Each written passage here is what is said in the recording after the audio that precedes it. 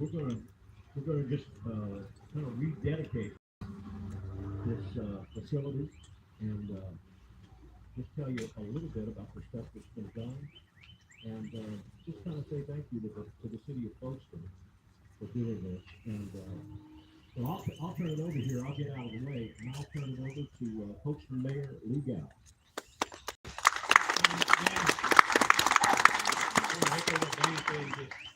Thank you all for being here. Welcome to Folkestone. If you haven't ever been here, welcome. And those of you that have been here many times, we appreciate it. The weather couldn't be better today. You've all been here when it's been 1,000 degrees. You've all been here when it's been freezing and raining. Today's a beautiful day, and we're glad you're here. We're here to recognize a culture that's become a part of life here in the past few decades. We've had trains here for a long time, ever since Henry D. Plant built his railroad here in 1881 to connect Jacksonville with Waycross and Savannah. Train bells and whistles have been a feature in Folkestone ever since. And to be honest, some of our residents have had some not so nice things to say about the trains through the years, probably including myself. I lived on that side and school was on this side, and before the overpass, spent a lot of mornings waiting to get to school, or waiting to get home, or waiting to get somewhere. So we got us an overpass finally, so thankful for that. Only recently have we seen something else, people who want to come here just to watch the trains. Our founding rail fan, Mr. Marvin Cookie Williams, which a lot of you knew, was from Franklin, Virginia, and he came here in 1973 with Union Can. He came here to run the sawmill in the Georgia Division. When he first saw downtown Folkestone, he said he landed in a train watcher's paradise. He had a train collection like none other. Thanks to Mr. Cookie and some others, word about Folkestone started getting around. Pretty soon, rail fans from all over the South started visiting. Then all over the country started visiting. Now we get fans from all over the world come here to Folkestone and look at trains. Folkestone was and is on the train watching map.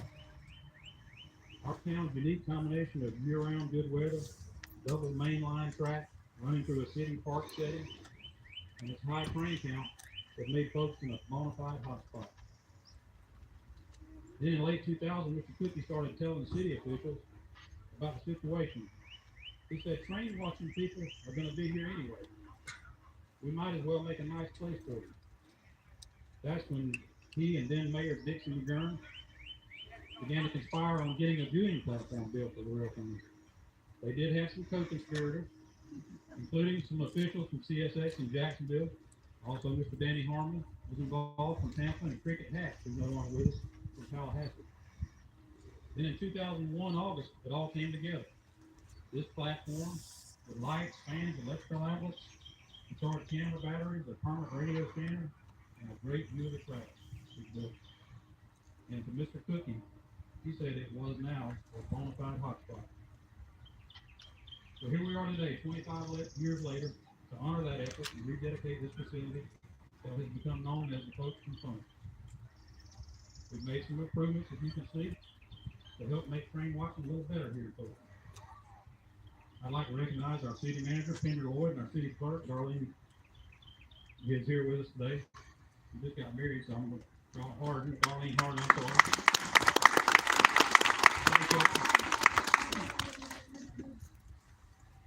We got some new paved concrete here on the platform. This should make it a little nicer during those dry, dusty days and during those summer downpours. You can see we're installing a new fence along the track. We're trying to make it a little safer for everybody.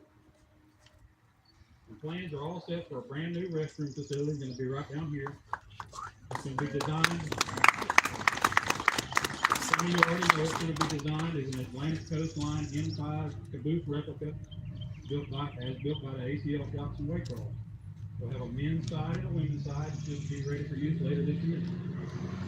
We have drawings of the facility over at the museum. The museum will be open until 4 p.m. today. You can see that. We're also planning to install new upgraded Wi-Fi here at the front and some new lighting. Most of all, I want to thank you, the rail fans and the railroaders, for coming out and helping us celebrate this day, and for your continued support in making Folkestone a real train watching paradise. Thank you.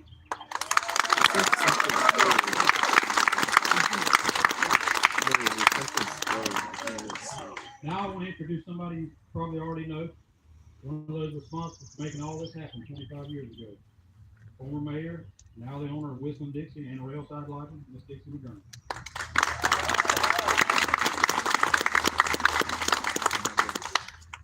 Thank you, Mayor. Thank you very much. Thank you. Thank you all. Thank you. Our strong supporters of the folks who I do this platform. I am humbled to be here, to have been asked to tell y'all the real story of how this all came about. Years ago, I served on the Folkestone City Council with Mr. Cookie Williams, and what an honor that was. I got many kicks under the table and all of this type of stuff if I didn't exactly vote his way. Darlene was attest to that, and so would Kendra. Mr. Cookie was an amazing man. He was respectful. He abided by CSX rules of watching trains. Safety was his top priority. That man would stop a Folkestone City Council meeting, whether we were voting on the budget or anything else, just to walk out the back door and see a train. He could do the call numbers, he knew everything. He would then walk back in and say, now we can carry forward with our business. And we would. And then when he would come back and sit down, and he would say,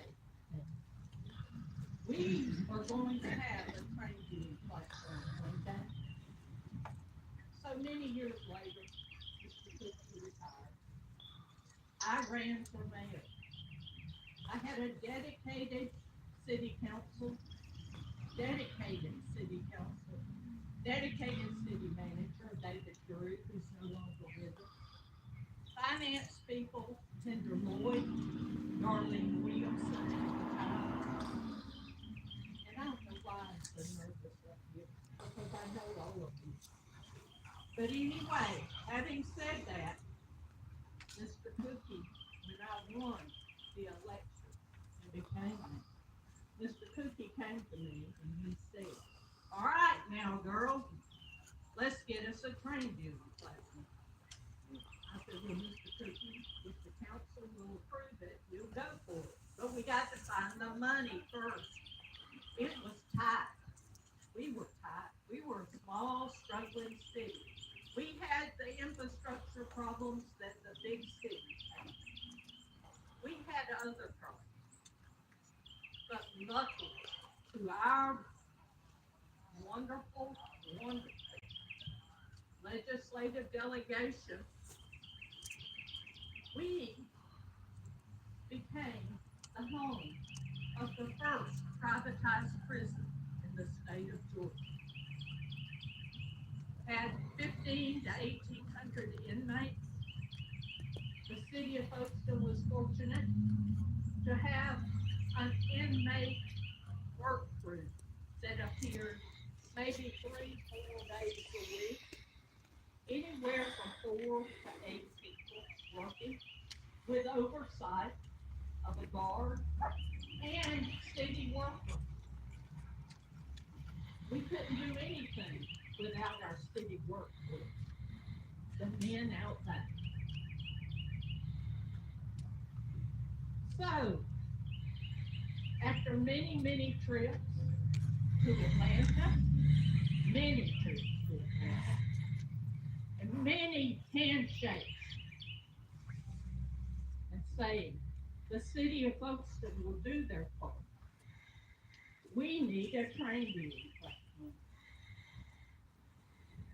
We're the hot spot. CSX main line, Amtrak, all of this. Y'all need to get out of Atlanta. You need to come to Folkestone, Georgia. You need to see what we have to offer. And lo and behold, they did. We took a tour of the downtown area. walked the sidewalk, invited locals, invited the Chamber of Commerce was actively involved. We had a great volunteer group. Everybody came out to greet me. Who did we have? Mr. Cookie. Mr. Cookie talked about trains and his love of trains. Well, there was one gentleman in this group that came from Atlanta that had a similar affection that Mr. Cookie. He was a train lover also. Well, Bender, you can attest to this. If you drove back to Waco,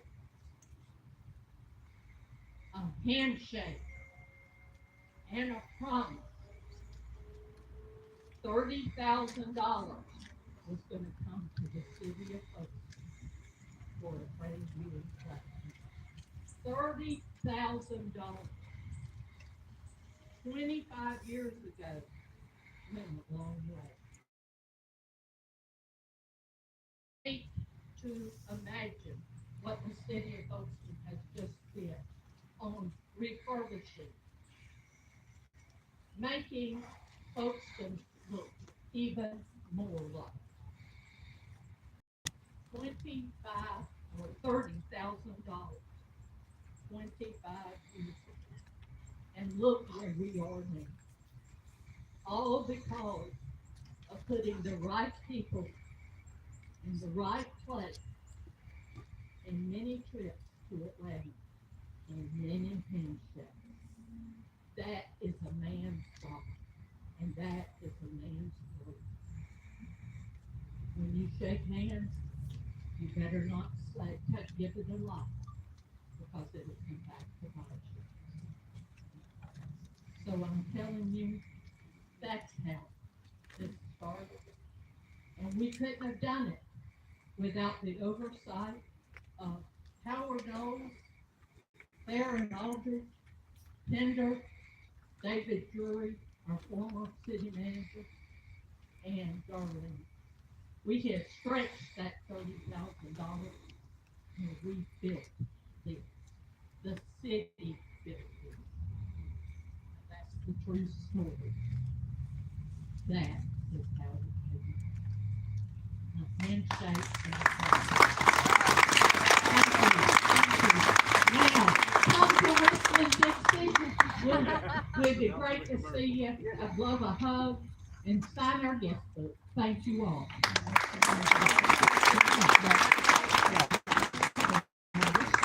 If you build it, they will